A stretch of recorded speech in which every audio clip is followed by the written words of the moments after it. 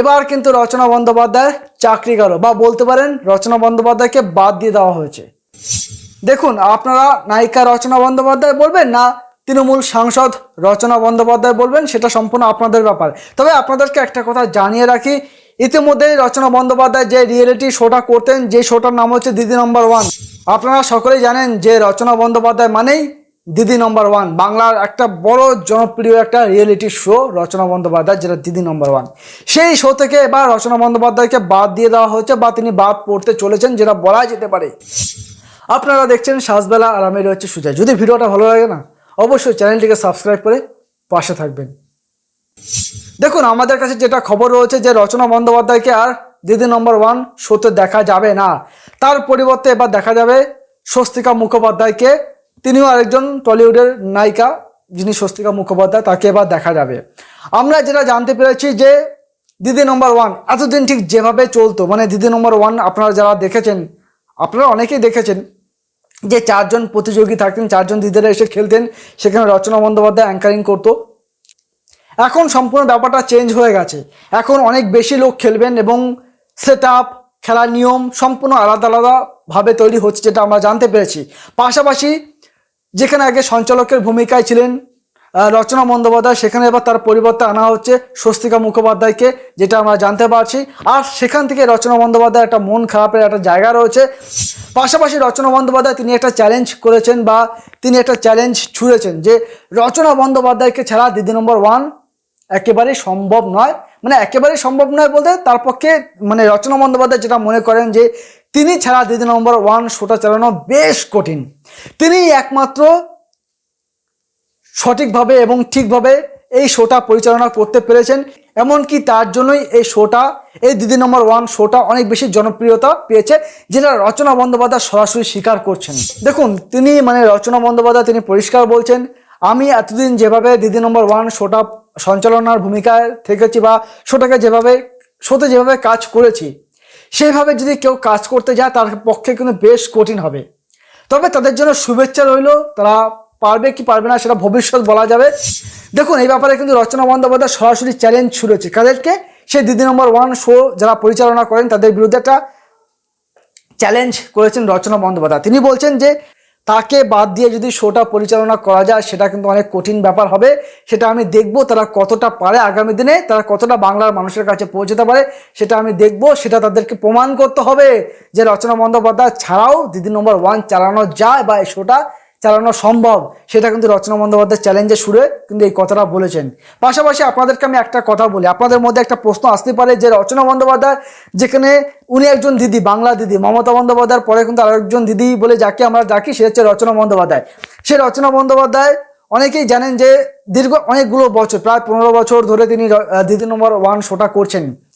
এতগুলো বছর বাদে এই দিদি নম্বর ওয়ান শো থেকে রচনা বন্দ্যোপাধ্যায় বাদ পড়েছেন, সেটা তার কাছে একটা খারাপ লাগার জায়গা থাকতেই পারে।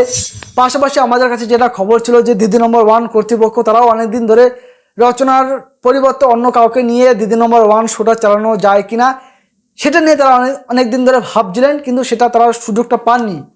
এবার তারা শেষমেশ রচনার পরিবর্তে তারা স্বস্তিকা মুখোপাধ্যায়কে নিয়েছেন দিদি নম্বর ওয়ান শো পরিচালনা করার জন্য। এবার আপনাদের মধ্যে একটা প্রশ্ন আসতেই পারে যে শোটা রচনা বন্দ্যোপাধ্যায় এতদিন চালিয়ে নিয়ে যাচ্ছিলেন, বা যে শোটা এতদিন তিনি পরিচালনা করছিলেন বা সঞ্চালনা করছিলেন, এখন তাকে কেন বাদ দিয়ে দেওয়া হলো, বা তাকে কেন নিল না আর পরের সিজনের জন্য। সেখানে আপনাদেরকে আমি একটা কথা বলতে পারি, দেখুন রচনা বন্দ্যোপাধ্যায়কে নিয়ে এখন একটা তর্ক বিতর্ক চলছে। তিনি এতদিন ছিলেন শাসক দলে, তার কাছে ক্ষমতা ছিল, তার দলটা ক্ষমতায় ছিলেন। এখন তিনি বিরোধী দলে চলে গেছেন, তার দল এখন আর ক্ষমতায় নেই, তিনি এখন শাসক দলে নেই।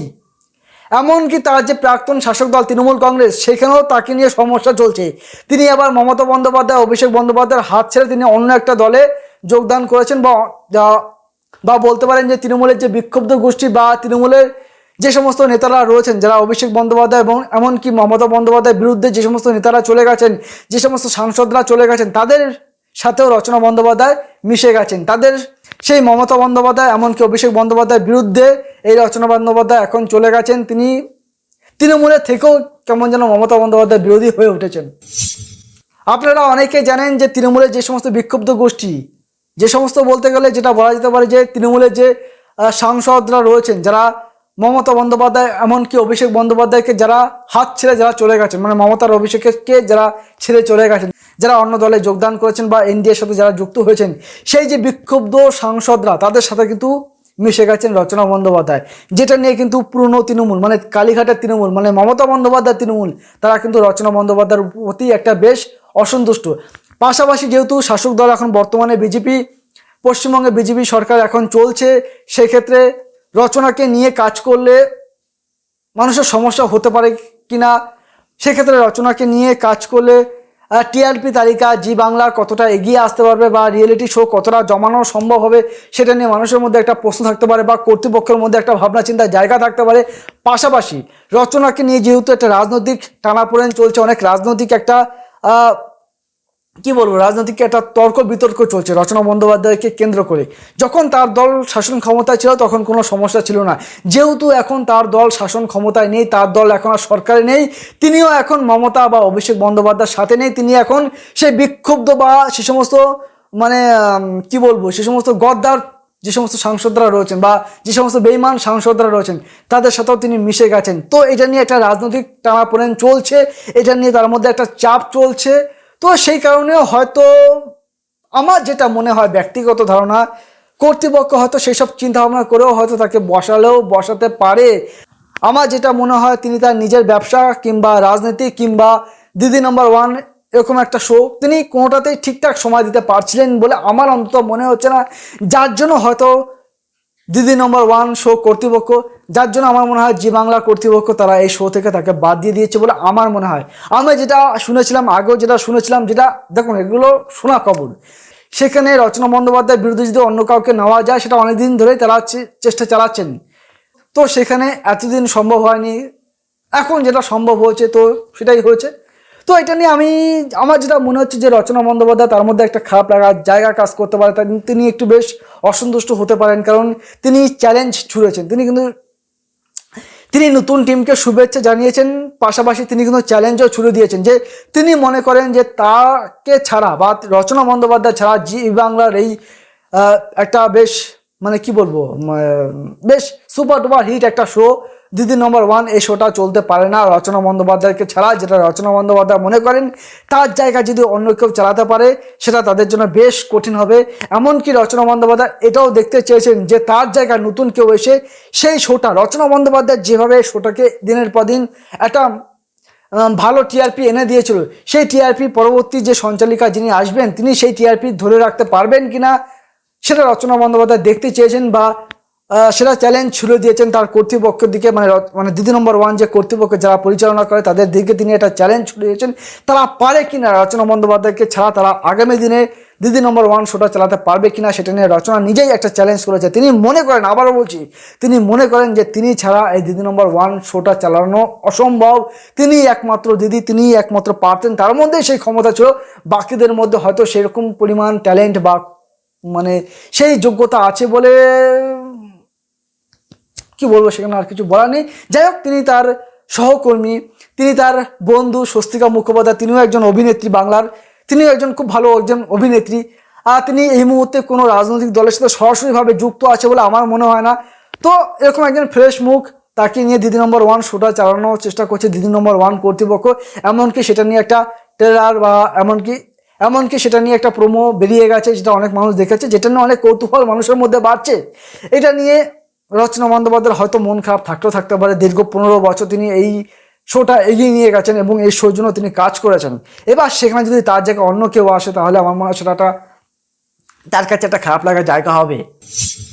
পাশাপাশি তাহলে কি রচনা বন্দ্যোপাধ্যায় কি হারালো, তিনি তার দিদি নম্বর ওয়ান শোটা এরকম একটা হেভি পপুলার একটা শো, তিনি সেই শোয়ের কাজ তিনি হারালেন। সেটার পেছনে কোনো রাজনৈতিক কারণ আছে কিনা আমার ঠিক জানা নেই, তবে অনেকেই বলছেন বা অনেকের মনে হচ্ছে যে কোনো রকম রাজনৈতিক চাপ কাজ করলেও করতে পারে, রচনা বন্দ্যোপাধ্যায়ের এই দিদি নম্বর ওয়ান শো থেকে বাদ পড়ার পেছনে কোনো রকম রাজনৈতিক দৃষ্টিভঙ্গি কাজ করলেও করতে পারে, সেটা অনেকের ধারণা হতেই পারে। তো আমি জানি না রচনা বন্দ্যোপাধ্যায়ের ক্ষেত্রে এরকম কোনো ব্যাপার আছে কিনা। তো রচনা বন্দ্যোপাধ্যায় এই মুহূর্তে যেটা হলো, তিনি তার শাসক, তিনি তার দল তৃণমূল কংগ্রেস তাকে হারালেন, তিনি মমতা বন্দ্যোপাধ্যায় এবং কি তিনি মমতা বন্দ্যোপাধ্যায় এমনকি অভিষেক বন্দ্যোপাধ্যায়ের হাত ছাড়লেন, তিনি এনডিএতে গেলেন বা তিনি এনডিএর শরিক দল হতে চাইলেন, তিনি মানে সেই বিক্ষুব্ধ সাংসদ তৃণমূলের সেই সাংসদের সাথে তিনি যুক্ত হলেন, সেখানে তিনি সই করে দিয়েছেন। এবার ভবিষ্যতে এখন যেরকম তিনি কাজ হারালেন দিদি নম্বর ওয়ান, ভবিষ্যতে তিনি সিনেমার কাজ কতটা পাবেন বা অন্যান্য রিয়েলিটি শোতে তিনি কতটা কাজ পাবেন সেটা নিয়ে দেখার বিষয় রয়েছে, বা তাকে নিলে শো কতটা জনপ্রিয় হতে পারে। যারা রচনা বন্দ্যোপাধ্যায়ের বিরোধী লোকজন, যখন কোনো একটা মানুষ সেলিব্রিটি দুনিয়া থেকে যখন তিনি একটা রাজনীতির আঙিনায় যখন পা রাখেন তখন অনেক মানুষের কাছে কিন্তু তিনি খারাপ হয়ে যান, এটাই স্বাভাবিক ব্যাপার। অনেক মানুষ কিন্তু চান না যে সেলিব্রিটি মানুষ তারা রাজনীতিতে আসুন বা তারা রাজনীতি করুন, কারণ তার রচনা বন্দ্যোপাধ্যায় রাজনীতিতে আসার পর থেকে কিন্তু একটা তর্ক বিতর্ক কিন্তু তার সাথে সবসময় লেগেই থাকে। তো আপাতত যেটা আমরা জানতে পারছি যে রচনা বন্দ্যোপাধ্যায়কে ছাড়াই এবার স্বস্তিকা মুখোপাধ্যায়কে নিয়ে দিদি নম্বর ওয়ান শোটা চলবে। রচনা বন্দ্যোপাধ্যায়কে বাদ দিয়ে দেওয়া হচ্ছে বা রচনা বন্দ্যোপাধ্যায় বাদ পড়েছেন। তিনি পরিষ্কার জানিয়েছেন যে এটা তার সিদ্ধান্ত নয়, মানে রচনা বন্দ্যোপাধ্যায়ের সিদ্ধান্ত নয়, এটা চ্যানেল কর্তৃপক্ষের সিদ্ধান্ত। চ্যানেল কর্তৃপক্ষ রচনা বন্দ্যোপাধ্যায়কে ছাড়াই তারা শোটা এগিয়ে নিয়ে যেতে চান বা তারাই তাকে বাদ দিয়েছেন। কেন তারা বাদ দিয়েছেন, কেন তারা রচনা বন্দ্যোপাধ্যায়কে সরিয়ে দিলেন, সেটা একমাত্র চ্যানেল কর্তৃপক্ষ তারাই ভালো বলতে পারবেন, বা যারা এই শোটার সাথে যারা যুক্ত সরাসরি তারাই একমাত্র ভালো বলতে পারবেন। সেটা রচনা বন্দ্যোপাধ্যায়ের পক্ষে জানা নেই। তবে আপাতত রচনা বন্দ্যোপাধ্যায়কে ছাড়াই চলবে দিদি নম্বর ওয়ান। আপনারা আর রচনা বন্দ্যোপাধ্যায়কে দেখতে পাবেন না। এই ব্যাপারে আপনাদের কি মতামত, আপনাদের কি ভাবনা চিন্তা, আপনারা কিভাবে বিষয়টা দেখছেন সেটা আপনারা অবশ্যই জানাবেন।